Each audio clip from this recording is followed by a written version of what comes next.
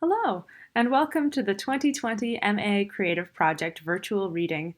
I'm Val Weingart, one of the graduating MA Creative Writing students here at Ball State English, and I wanted to thank you for tuning in to our virtual reading.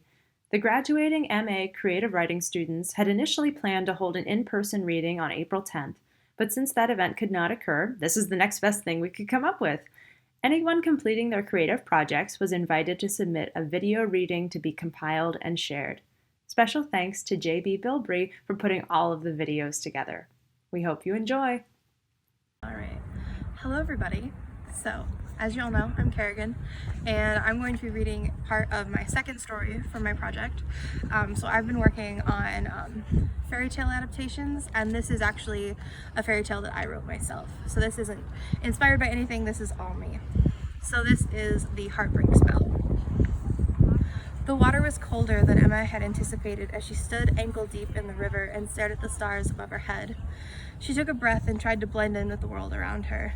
She tried to be the river, the muck beneath her feet no doubt full of leeches ready to latch on, the trees that were in the awkward phase between brightly colored and bare-branched, even the wind that whipped against her skin that sent ripples of frigid water up her legs. It was Halloween night, Samhain, the eve when the veil between the living and the dead was thinnest, the night when magic was most likely to occur. Son of a bitch! She shuddered and removed herself from the current, reached down and rubbed her hands against her nearly numb toes. The website didn't say it would be this fucking cold. Emma wanted to cast a spell, so she had done what most people do. She took to the internet, and www.witchyfacts.com, and seemed very promising at 2 a.m. while she was drunk on mulled wine with her roommate Maggie, which is how she found herself here the following night, in the forest that was owned by the biology department at the local university, standing on the riverbank, trying not to lose toes to hypothermia. A month ago, Emma wouldn't have dared attempt witchcraft. She was raised a good Catholic girl, and while that brought with it a certain appreciation for things that couldn't be understood through conventional means, she knew better than to flirt with Satan and his temptations. But there was a guy in her astronomy class that she had completely fallen for on the first day of class, when he sat beside her and he uttered only a few words as the professor droned on about space and stars, and the fact that a light year measures distance instead of time.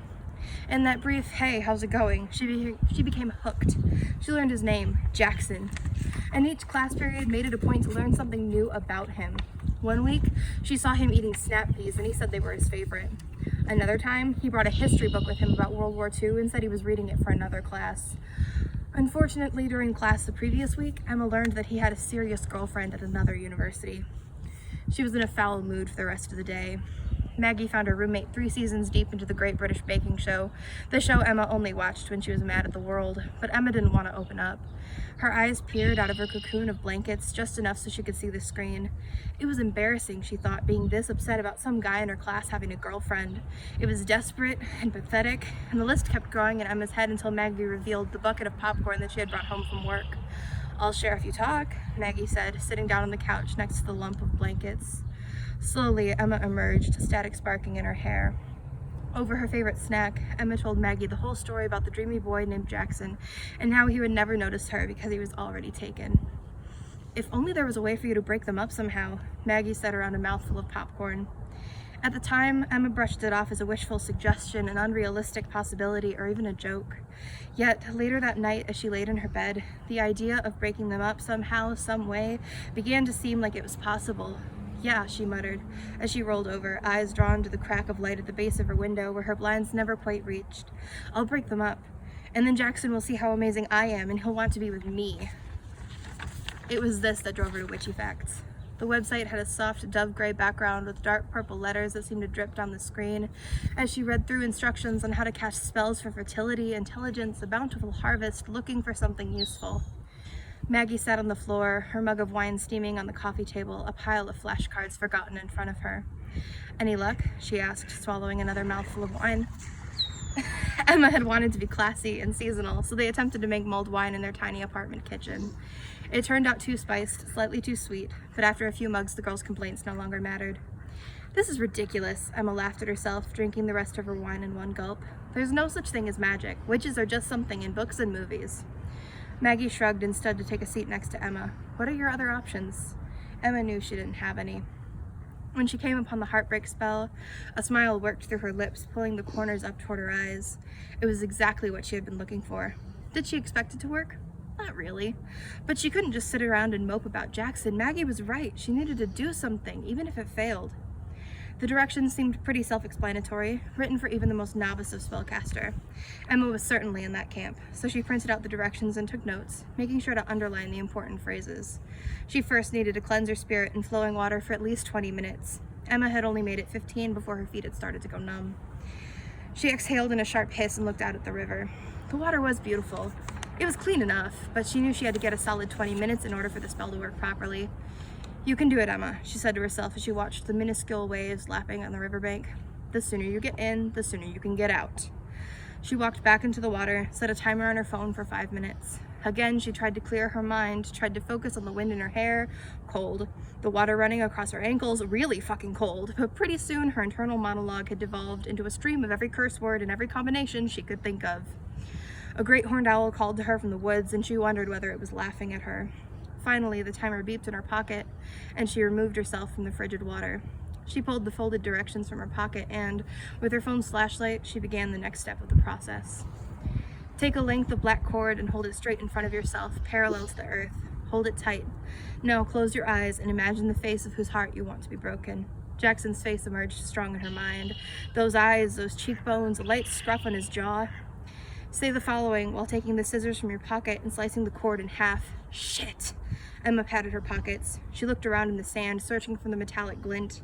She groaned in frustration as she searched for the scissors that she had lost along the way. Perhaps they fell out on her way through the woods.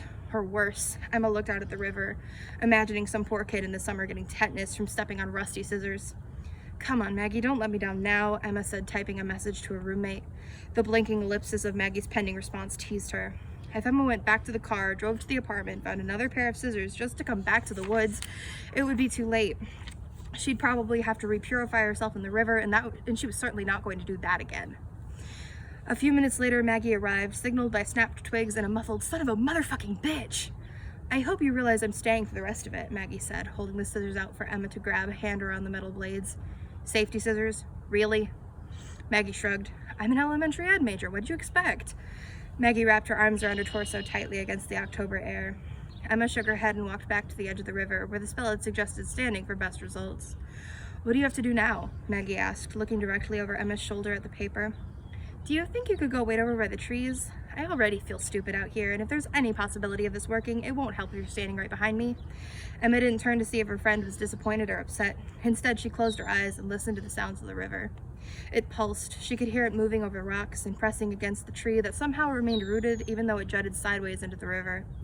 She glanced over her shoulder and saw Maggie standing in the shadow of the trees, back to the spell.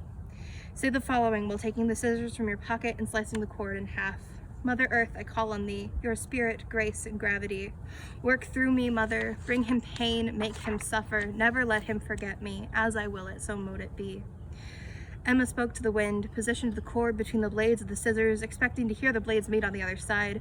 "Stupid safety scissors," she grumbled. She had to saw at the cord, hacking it apart with the dull blades. After 4 or 5 passes, the cord finally separated in two. Throw the cord in the water. Let them be carried away by the current. Bless yourself and your ritual's done. Look for the fruits of your casting the next day. It was a fairly anticlimactic event. Maybe she'd watched too many paranormal movies, but she'd expected a little bit of fanfare from the natural world if it had worked. A rustling in the trees, perhaps from an unfelt breeze, a sudden chill along her skin, bringing up goosebumps in its wake. Even a gentle warmth throughout her chest would have been sufficient. Maybe it didn't work, she said, gathering up her belongings. She walked back to where Maggie stood waiting and gave her a hug. Maggie laughed, bumping her head against Emma's. "What's that for?" "For being the best roommate ever. I owe you one." "Well, then you can pay me back by being DD tonight.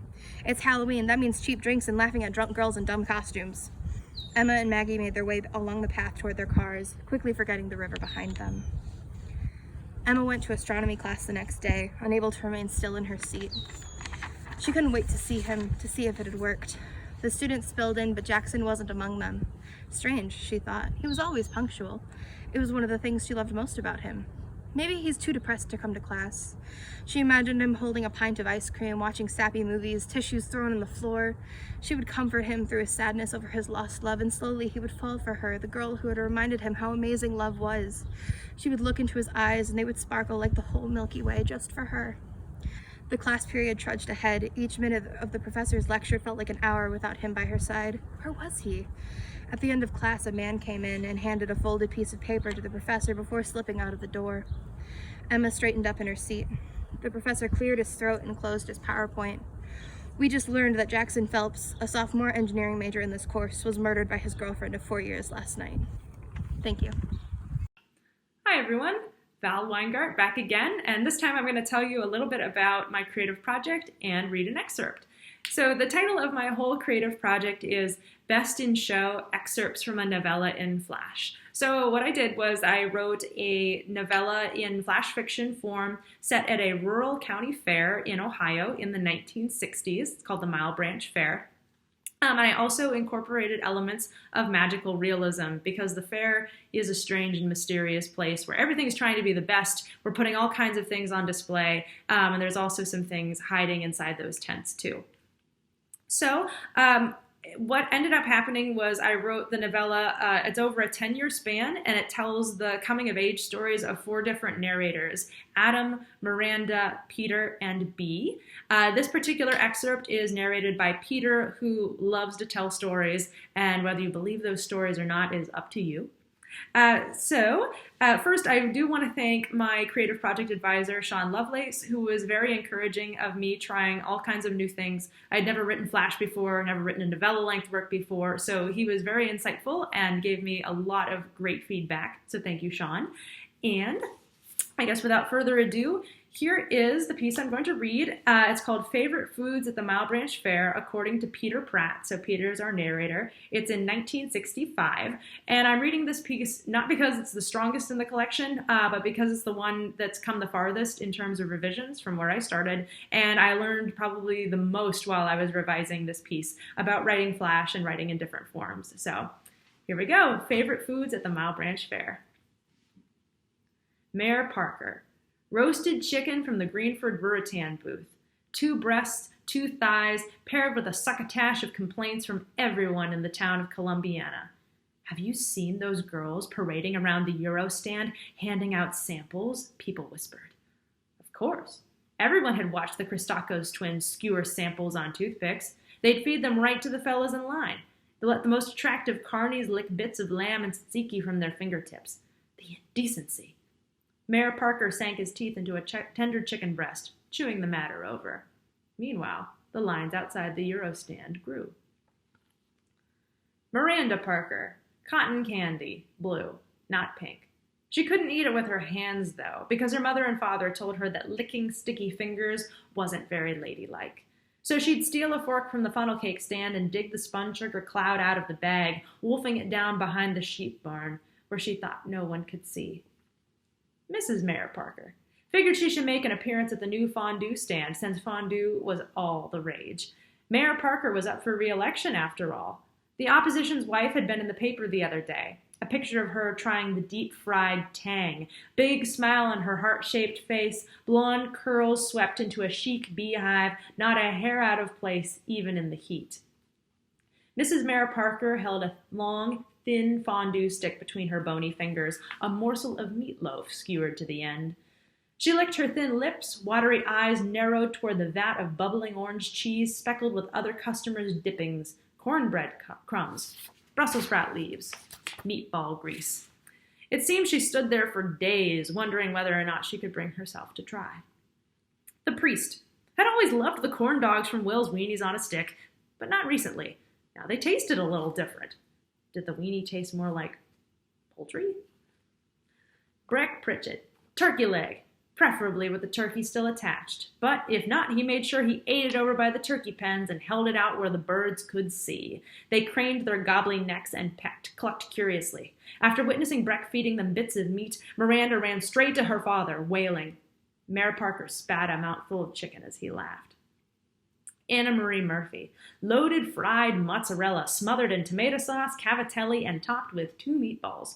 She'd order one on the first day of the fair and sit down at a picnic table, then eat and eat and eat till her belly bulged as big as Sicily, finally laying down her knife and fork about an hour before the fair closed on the last day.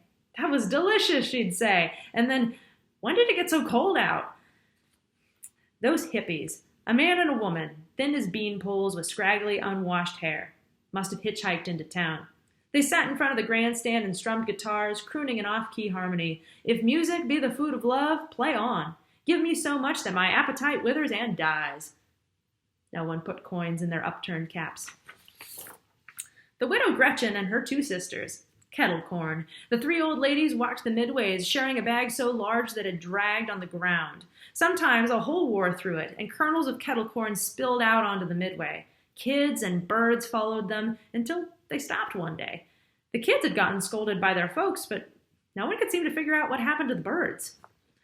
Jack Sanders tried the fried butter once, then ate 3 more sticks in one day. He told the priest about his gluttony in confession later that week. The priest made him say 3 Hail Marys and asked, "What midway is that stand on?" Me, Peter Pratt. Cinnamon rolls. I love getting to the middle, the warm, gooey center, more melted dough than anything else. Barely have to chew. Bessie Loudon owned the gelatin gallery. She stood behind a counter piled high with molded gelatin, green flowers, orange stars, magenta violets, violet peonies, sunshine yellow clouds, blue smiley faces, red peace signs, plump pairs of lips in pink, dusty rose, and black. Bessie Loudon was the only one who could serve black molded aspic that folks would eat. Some thought it was licorice flavored. Others said it tasted of squid ink. I thought it was the flavor of the night sky, that she'd mixed up something cosmic, because really, wasn't gelatin alien food? Bessie would never give an answer, and folks kept buying, kept trying to figure it out. Some bugged Mayor Parker about it. Can't you make her tell? She stood behind the counter, silent, changing color when the sun shone through the wall of gelatin. It looked like stained glass. Holy, in a way. Mrs. Campbell. Disgusting, she spat. All of it. Adam McClelland. Loved funnel cakes for breakfast. But one morning he got caught between 2 booths right there on the corner of the midway by the rabbit barn. Molnar's and Sugar Creek concessions locked him in their sights. The vendors started yelling, and poor Adam just stood there, quarters clenched in his fist, head swiveling. Best funnel cakes at Mile Branch, cried the man at Molnar's. Got voted that last year, fair and square. But the Sugar Creek seller countered, don't have to pay extra for fixins. Maple syrup, chocolate syrup, whipped cream, ice cream, blueberry honey, strawberry jam. They kept hollering, ash flying from their cigarettes, until Adam broke down and bought one of each. He stood there and ate them both, one after another, so they could see he'd given both a fair shot. Then he hightailed it back to the horse barn before they could badger him about which one was better. I asked him that too, but he just shook his head slowly, clutching his stomach. I told him he should complain to Mayor Parker about it, but Miranda rolled her eyes, said her father had more important matters to occupy his attention. She called Adam a wimp, aimed a punch at his shoulder, which he dodged. Mitchell Pritchett. Once, Mitch peed in a lemon shake-up cup and gave it to his sister Shannon. She refused to drink anything now. Instead, she held up her face to the sky when it rained, caught the drops one by one on her tongue. Moss grew between her teeth.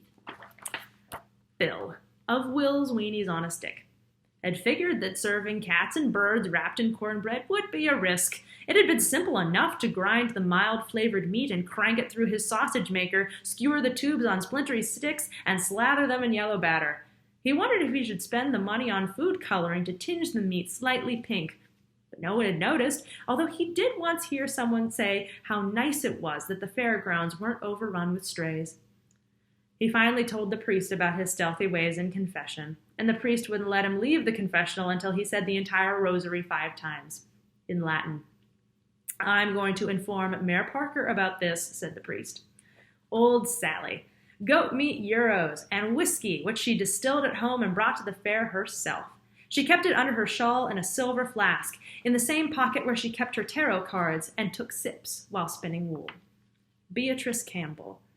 She'd always wanted to try a bowl of sugary ambrosia salad. Her mother made her pack a lunch, lukewarm fruit slices in a paper bag instead. But all of the other kids eat the ambrosia salad, she protested. Miranda told Bea that her packed fruit was for the best, what with the figure she had. You could stand to miss a few years of fair food. Later, I caught Bea looking in one of those funhouse mirrors, reflection stretched lean and high. She studied her image in a longing sort of way, like how my mother sometimes gazed at photos of her younger self, or the way my father looked at the neighbor's new Buick. I was about to sneak up behind her, spook her a good one, but something told me to leave her be. The carnies. No one knew what stands the carnies would pick. Every day of the fair around 7, noon, and 6, anyone selling food would lean out their serving window, heads swiveling up and down the midway, waiting for the hungry pack of men to stalk toward them. No one could get over it when the Christakos family, who owned the Euro stand, put their twin girls out front with free samples of lamb and tzatziki. That's vile, folks said, exploiting those girls in that way. Shameful! Which is why they interrupted Mayor Parker, his mouth full of white meat, to complain. That is a beautiful free market economy at work there, ladies and gentlemen, Mayor Parker replied. Are you advocating for a communist approach to things? And no one could believe that he'd use the C word right there as he sank his teeth into a tender chicken breast at the Greenford Ruritan building. Before we knew it, at 7, noon, and 6, there was a girl or two in front of every food stand holding trays piled high with gooey, oozy, greasy samples. With the tempting way those ladies dangled food over eager mouths, it shouldn't have surprised anyone when the first finger was bitten. Hi everybody, my name is J.B. Bilbrey. I wrote a screenplay for my creative project. It is a sci-fi detective noir film. So similar to like Blade Runner, except I was hoping to do something a little bit more bright, not as rainy, and maybe a little bit more humor. Yeah, I'm going to be reading mine as a screencast, so you can kind of follow along. I'm just going to do the first 3 pages, because it is a screenplay, and they're a challenging read because of the formatting stuff, but they're cool to look at. The idea is that this will be kind of more interesting visually than it would be actually to listen to. Yeah, hope you enjoy. The title is Vacation to Mars. Fade in. Exterior Mars. The orangish red planet fills the screen, a bright circle against black space. Exterior Mars colony, night. The final light of the soft blue sunset of Mars shines upon a city-sized colony on the planet's dusty surface. The Mars colony is a series of interconnected glass domes filled with greenery that is a sharp contrast to the red sand all around. It is a striking, man-made city on a barren planet. Exterior Mars colony, night. The colony is divided into 4 different interconnected domes: business, tourism, residential, and travel. We move towards the travel area. From this distance, we can see the streets of the colony are narrow and clean, and the crisp white minimalist buildings in modern architectural style are surrounded by well-manicured green spaces. It is peaceful, calm, and empty. Prelab, heavy breathing. Exterior Visitor Center, night. A digital advertisement is projected onto the side of the Visitor Center, welcoming new arrivals. Ad, a heavily saturated image of Mars as it shines bright in a stark contrast to the black background of space, with the glass colony barely visible on the surface. Vanessa Benson, a late 20s professional, runs into frame towards the Visitor Center. She is holding her side and running with a slight limp. A stain of blood is spreading underneath her hand. She runs towards the door that is below the projected digital advertisement.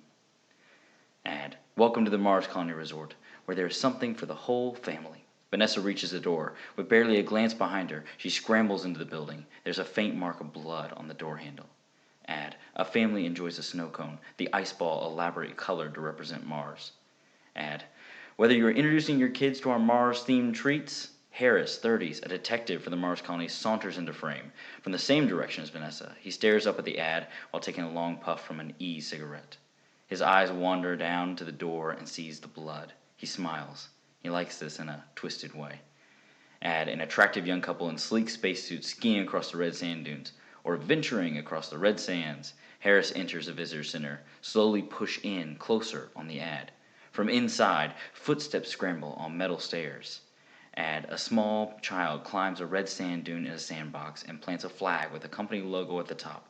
The logo on the flag is a semicircle of Mars at the bottom, like a hill, with an outline of the colony at the top. It's an experience they will never forget. The company logo fills the ad, and the outline of the flag now gone. The words Mars Colony Resort fade in below the logo. We continue to push in on the ad, the image becoming distorted. Welcome to Mars, a paradise of peace, a world without crime. From inside, a scream, followed by a thud. We move through the ad and into the building in the visitor center night. On top of the rafters, we enter on top of Vanessa's dead body lying on the catwalk, her face turned away from us, blood pools around her body. Harris stands at the opposite end of the catwalk, gazing out the glass wall onto the lights of the skyline of the city. Mars, a utopia. He taps his earpiece. Detective Harris for Director Remick. He waits. It's done. No, the drive wasn't on her. Well, he gives a glance at the corpse, hoping it would move. Fell as I was pursuing her. Push in on the pool of blood around the body, following a single drop as it begins to run down the side of the catwalk and falls. Bit messy, says Harris off screen. Into the museum space. We move with it as it falls towards a large model of the colony, complete with a partial dome so that viewers can see inside. Connected to the side of the model colony is a large lake filled with real water. Plop! The drop of blood falls into the water, mixing with it and turning it red. Back in the rafters, Harris still stands at the window. In his hand is a bullet casing. He rolls it around like a stress ball. Harris turns around to see the blood is dripping from the rafters. I'll take care of it. And that's the first 3 pages. That's the sort of little intro, and it goes on from there to kind of be this sort of detective mystery with Vanessa's father trying to investigate what happened and trying to recover a bit of a whistleblowing type information. So it's a fun detective trip that I'm excited to keep writing this summer. So hope you enjoyed. Have a good one.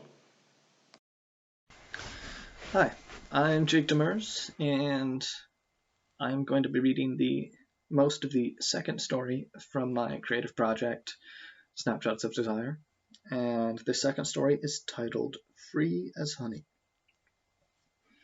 Let's begin. You are the quintessential 20-something woman. You have an above minimum wage retail job that both pays the bills and, studies will show, takes years off your life due to the stress and long hours involved.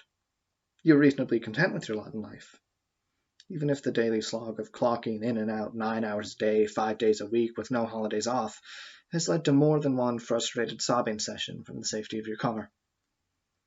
You drive past the bar, mind focused on collapsing into bed and weighing the option of staying there for the entire weekend. That's when you see him. Sturdy is the first word that comes to mind. It's more than that, though. His stance, the rolled-up shirt sleeves that imply muscles rippling beneath. Even his hair is wavy and free. In this second long glimpse, you are convinced you have seen the most beautiful man in the world, carefully crafted to withstand the world and all its burdens. The rest of the drive passes in a blur. You are lost in your own head, lost in visions of this beautiful man. In that split second, you felt something more than exhaustion. You don't have a name for the emotion, not yet. All you know is that it has managed to cut through the fog that has covered your life since you dropped out of college.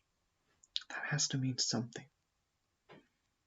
When you come back into yourself, you realize you're halfway through another loop around the hallway. You shake your head and clench your fists, firmly expelling the daydream, and walk a little sheepishly to your apartment door. Inside, everything is just as you left it. You hang your keys on the hook by the door, strip while walking, and collapse into your bed. Tomorrow is the weekend. More importantly, tomorrow is your day off. No more stocking shelves, no more irate customers trying to sneak in 5 seconds before closing, and most importantly, no one telling you what to do and when and how to do it. Tomorrow, you are free. You dream about the man. You decide his name is Frederick. He doesn't look like a Frederick. Not really. He looks nameless, like he exists in a world where names don't yet have meaning, or if they do, one has not yet been invented that suits him. You have to call him something, though. The dream itself is vivid. Not realistic, but vivid. Frederick stands before you dressed in a suit made of velvet and offers you his hand. You dance. You dance close and fast and free. Frederick smells of honey, and as you and he twirl around the empty ballroom, you feel happy. You feel free, freer than you have in a long time, perhaps freer than you've ever felt. For just the briefest of instants, you are a child again. As reality threatens to turn your dream lucid, you resist, leaning into the touch of the man you don't know but desperately need. The ballroom is just the storeroom repurposed by your unimaginative brain, but that doesn't matter. There's no people, nothing to stack, just you and Frederick and this moment. When you wake, the world seems brighter somehow. Something about that dream, about Frederick, has given you motivation. You deserve more than just contentment. You deserve happiness. You deserve love. There's only one thing to do after a dream like that. Make it come true. The bar is small and slightly dingy, the sort of place hipsters would go if they drank cheap alcohol and tequila shots. You don't see Frederick anywhere, but the night's still early, so you head to the actual bar and get yourself some liquid courage. 3 liquids courage. Plus a screwdriver to occupy your hands as you lean casually against walls in search of your man. Time ticks on. Patrons come and go. You get another drink, beer this time. It fizzes in your mouth, down your throat, and seems to keep fizzing as it reaches your intestines and stomach. Still no Frederick. Part of you begins to get nervous. Maybe this was a mistake. Maybe he doesn't come out on weekends.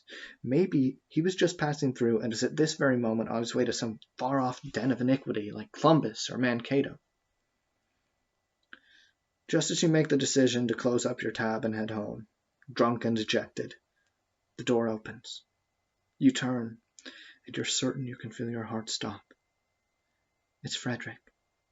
He enters, dripping wet from the rain. And when did it start raining? Is the music really that loud that you can't hear the rain hitting the roof?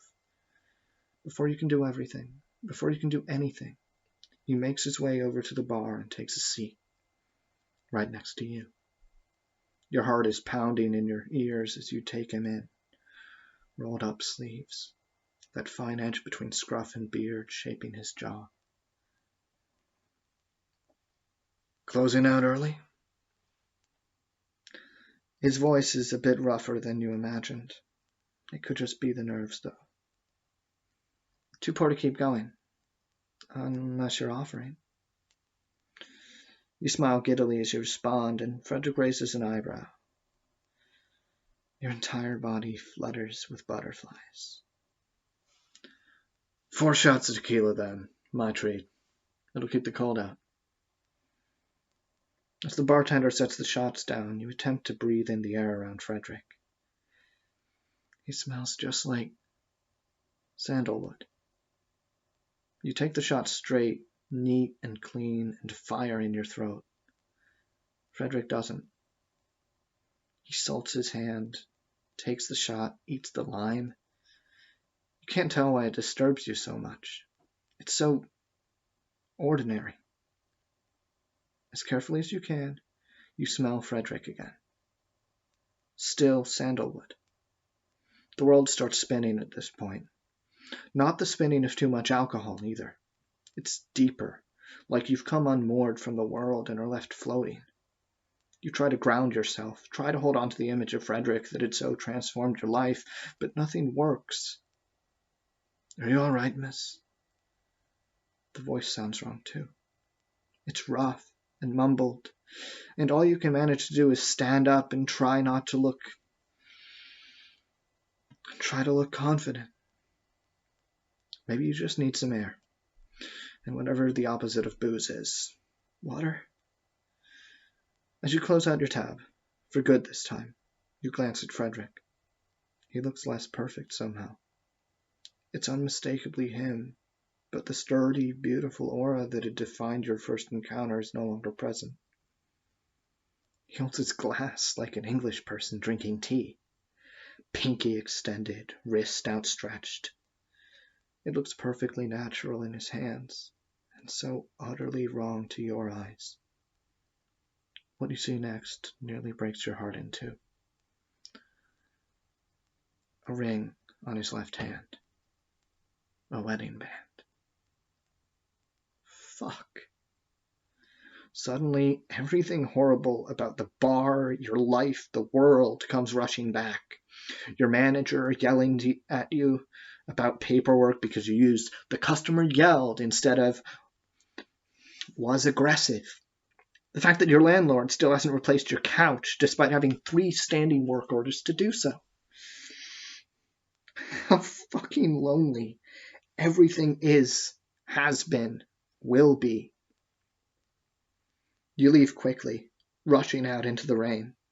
It is truly storming now, and as you stumble back towards your apartment, drenched before a minute has even passed, you sob quietly. You don't remember getting home. You don't remember much of anything except Frederick, his lateness, his scent, the cruelty that life has thrust upon you. At least it's still the weekend. You don't have work tomorrow. For one brief instant, you are free. You will not be so again. Thank you.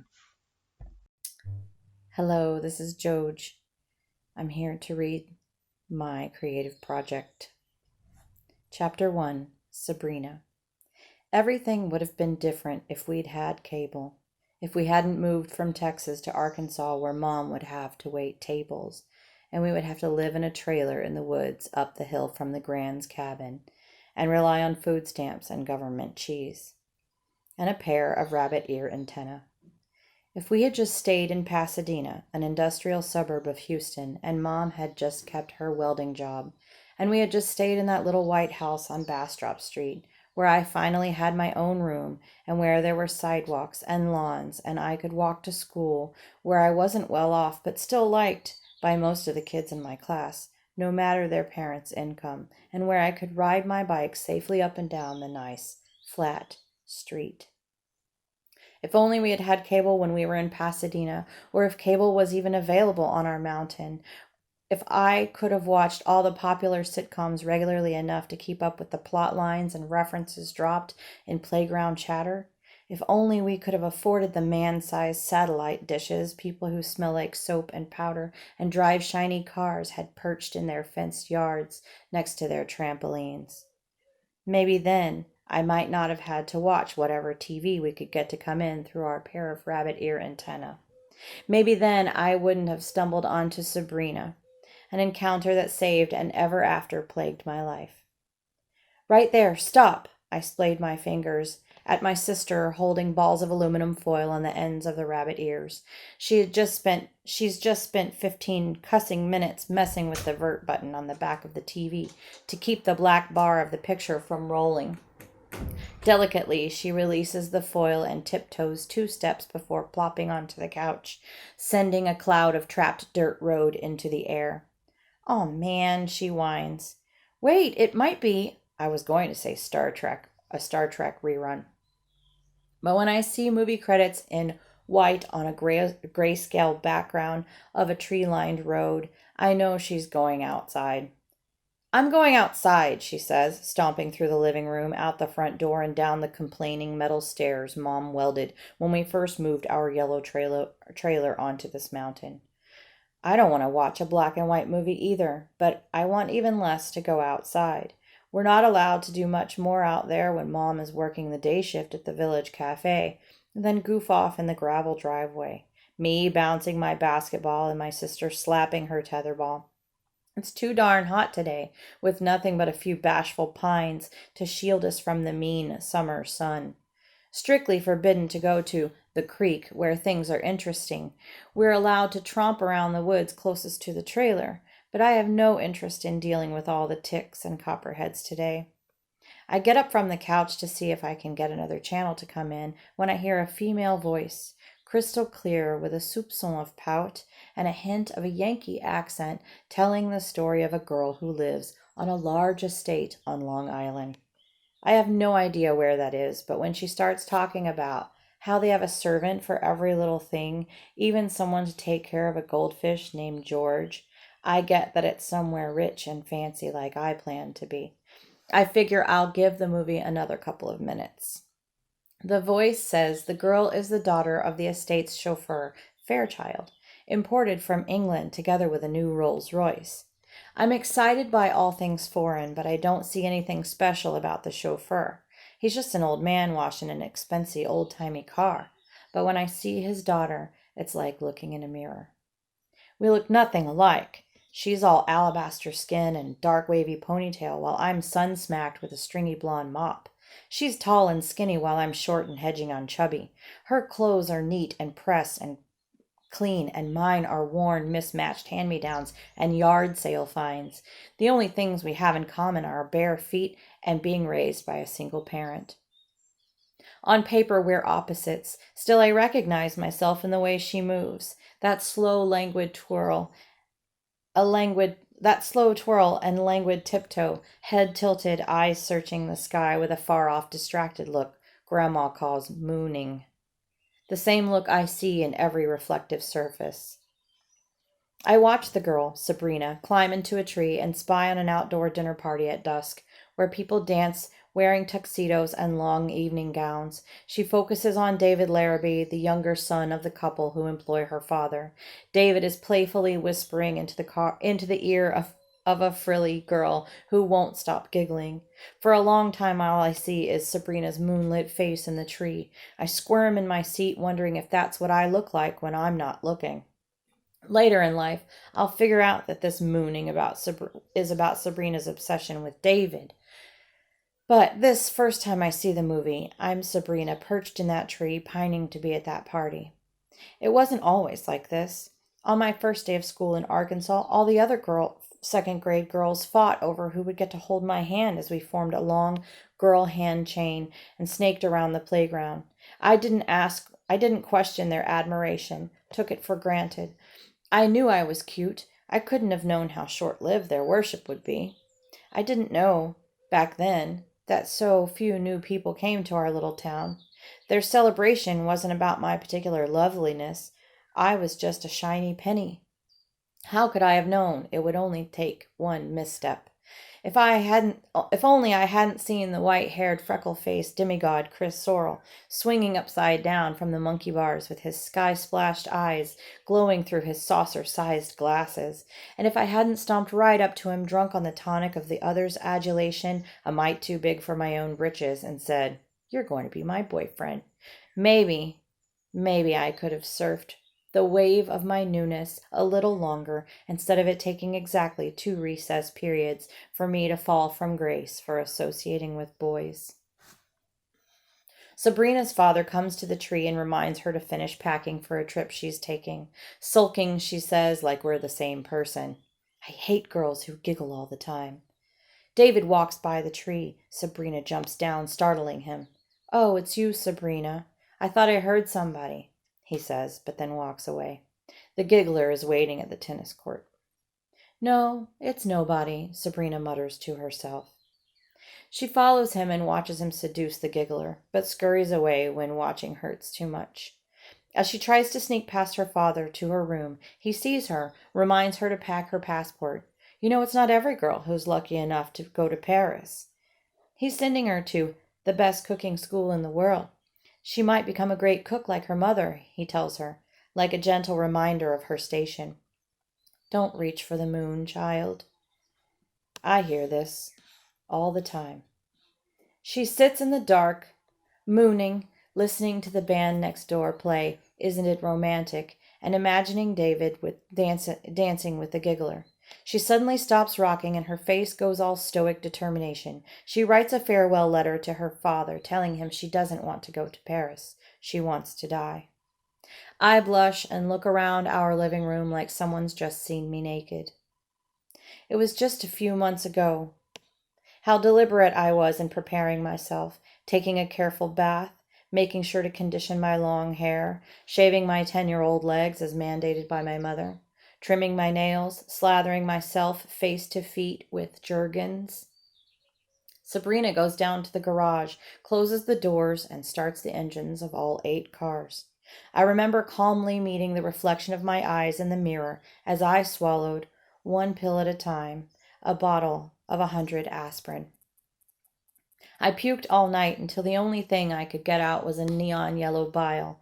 My ears rang so loudly I couldn't understand speech, and my stomach muscles shuddered from the effort of vomiting. Mom took me to a doctor who asked if I had taken any aspirin. I took one yesterday when I had a headache, I said, blushing. Why do you ask? My mother said. Tinnitus is a side effect of taking too many aspirin, he explained.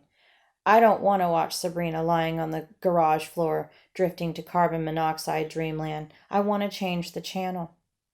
The morning after the aspirin, looking in that same mirror. Sorry.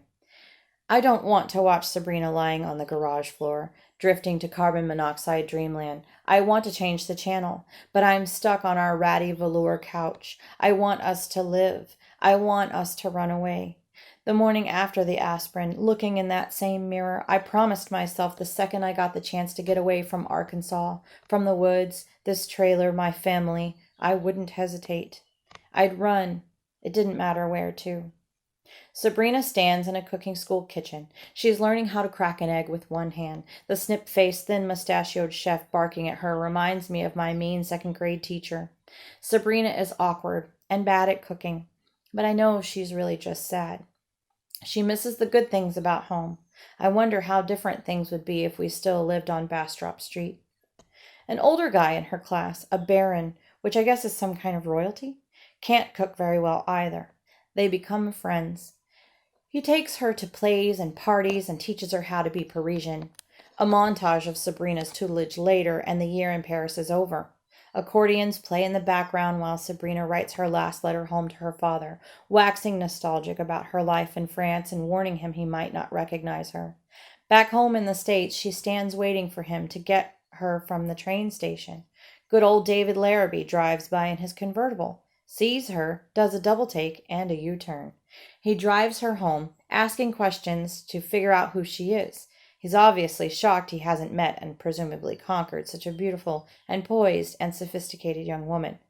When he gets home and discovers she's the Sabrina he's been ignoring all his life, he is dazed and smitten. He invites her to their annual party. He invites us to the party. He invites me to the party.